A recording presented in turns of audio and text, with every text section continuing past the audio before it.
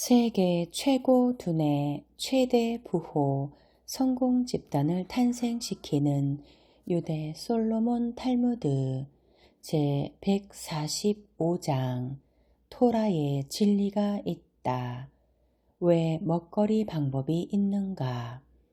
토라에 의하면 인간이 과일이나 채소를 먹으며 식용을 위해 동물을 죽이지 않는 이상적인 생활을 하기를 바란다. 에덴 동산에서 태초의 인간은 채식주의자였다고 기록되어 있다. 또한 다가올 종말의 이상향에서도 모든 피조물이 채식하고 있는 모습이 묘사되어 있다. 토라에서는 육식을 인간의 참기 힘든 욕망으로서 부정적으로 보고 있다. 그렇다고 채식주의만을 강요하지는 않는다. 물론 채식주의만을 고집하면 좋겠지만 그것이 불가능하다면 카슈루트를 실천해야 한다고 정하고 있다. 따라서 카슈루트가 주는 의미는 여러 가지이다. 유대인이 가장 우선시해야 할 식사는 채식이라는 것. 그러나 육식의 욕망을 참지 못하는 경우는 코셔의 고기만을 먹어야 한다. 동물도 하느님의 피조물이며 그 피조물을 죽이는 일은 함부로 해서는 안 된다는 것이다. 그러므로 스포츠를 위한 사냥은 금지해야 하며 사람은 어떤 생물도 잔혹하게 다뤄서는 안 된다. 설령 직접적인 연관이 없더라도 인간과 동물을 불문하고 모든 피조물에 일어나는 일에 책임을 지고 있다고 코셔는 훈계하고 있다.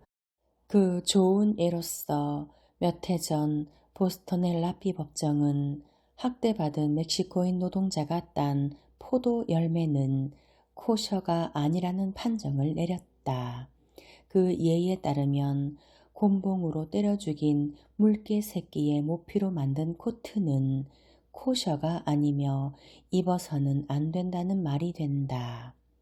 코셔는 정결하다 또는 신성하다는 뜻도 아니며 랍비에 의해 축복받다 라는 뜻도 아니다. 코셔란 오히려 적합하다, 어울린다는 의미이다. 음식물 규정은 인간의 가장 기본적인 행위인 먹는 일에 있어서 또한 생명체와의 만남에 있어서 가장 어울리는 방법이 무엇인가를 결정하는 적절한 지침을 주는 것이다. 불멸의 영원한 가르침, 마음을 밝히는 등불, 겸손하라 사려 깊은 사람이여. 사라진 촛대, 이웃집에 은촛대를 탐내고 있던 남자가 있었다. 어느 날 그는 이웃집에 가서 도기컵을 빌려달라고 부탁하여 얻어왔다. 이튿날 그는 작은 컵을 그 안에 넣어서 돌려주었다. 하나밖에 빌려주지 않았는데 왜 2개를 가지고 왔습니까? 이웃 사람이 물었다. 한밤중에 신음소리가 나서 무슨 일인가 보니 당신의 컵이 아기 컵을 낳았더군요. 당신의 것을 돌려드렸을 뿐입니다.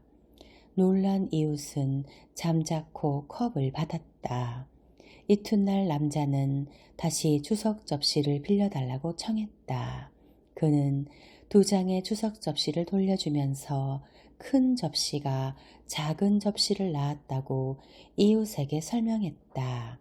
이웃은 기뻐하며 그 2개의 접시를 받았다. 이튿날 남자는 유리 물병을 빌리러 왔다. 이웃은 기뻐하며 얼른 빌려주었고 남자는 이번에도 이웃을 실망시키지 않았다. 크고 작은 2개의 물병을 돌려주었던 것이다. 이웃은 좋은 친구를 얻은 것에 감사했다. 남자는 그 뒤에도 계속 뭔가를 빌려서는 모두 2개로 만들어서 돌려주었다. 어느 날 남자는 드디어 은촛대를 빌렸다.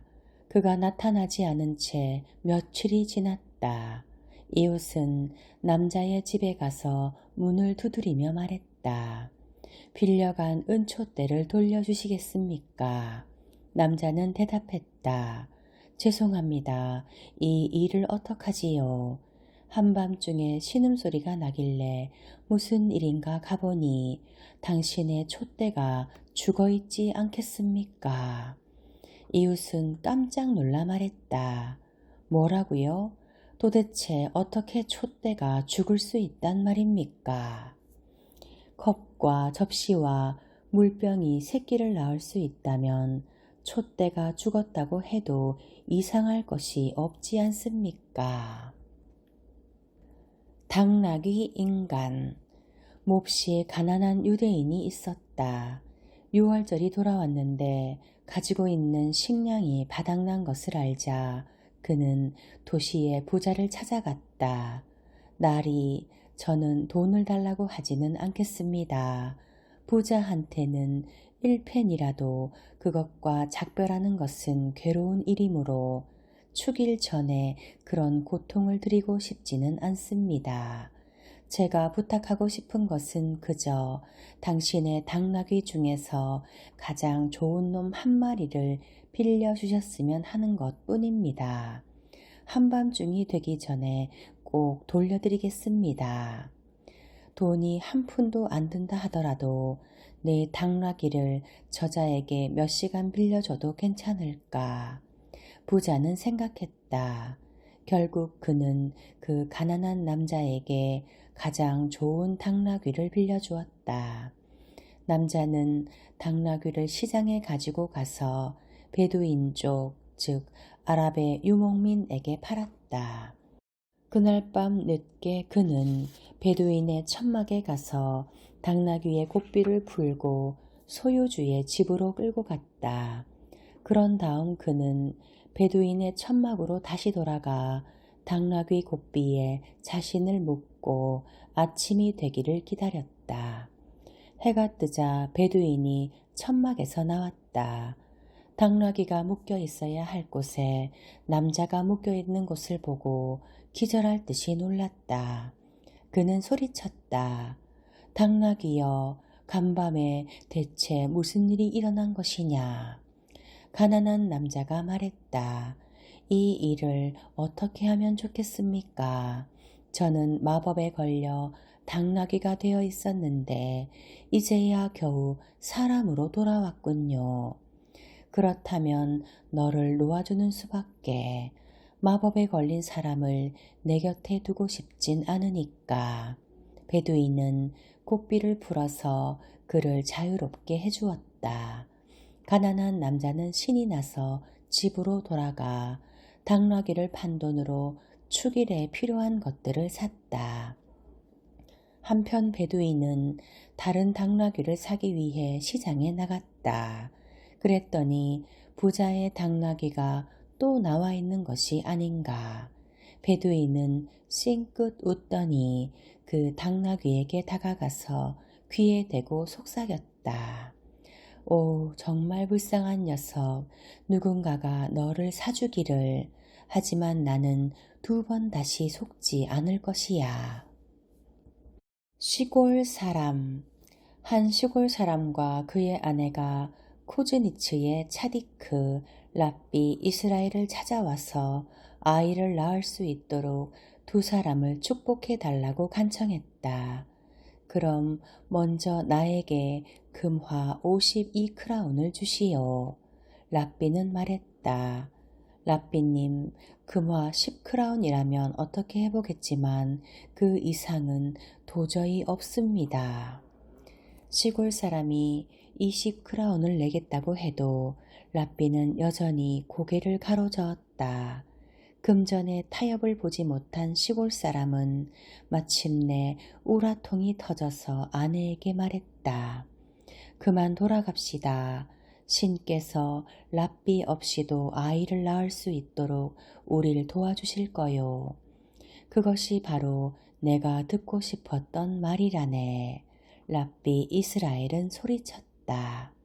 그로부터 1년 뒤 여자는 아들을 낳았다. 랍비를 찾아온 죽은 사람. 베르브루치의 차디크 랍비 이소코르의 회중 중에서 유명한 유대인이 있었는데 한참 뒤 그가 랍비를 찾아와서 도움을 청했다. 남자의 말로는 아내가 죽었으니 재혼할 수 있는 돈을 빌려달라는 것이었다. 랍비가 말했다. 하지만 당신은 죽었소. 살아있는 사람들의 세상에서 무엇을 하겠다는 것이요. 그 죽은 남자는 랍비가 그의 외투를 벗겨 그 밑에 수의를 보여줄 때까지 자신이 죽었다는 사실을 믿으려 하지 않았다. 그가 간 뒤 랍비의 아들은 아버지에게 물었다. 아버님, 제가 살아있는 사람들의 세상을 배회하고 있는 죽은 자가 아니라는 것을 어떻게 알 수 있습니까? 네가 죽음이라는 것에 대해 알고 있으면 너는 죽은 것이 아니다. 죽은 사람은 죽음에 대해서 아무것도 모른단다. 랍비는 말했다.